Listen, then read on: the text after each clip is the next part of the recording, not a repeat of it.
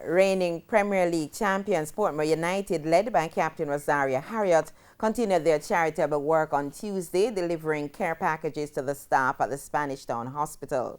Skipper Harriott says it's their way of showing appreciation to those in the medical field who are on the front line of fighting COVID-19 in St. Catherine. Just want to say we want to show our appreciation to the Spanish Town Hospital.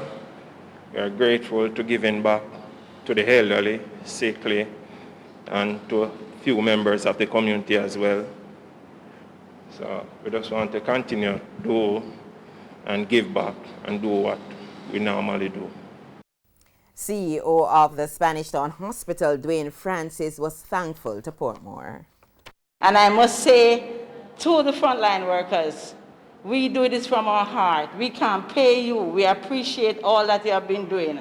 And we'll continue to pray you up and that God give you the strength through this trying time to help our nation.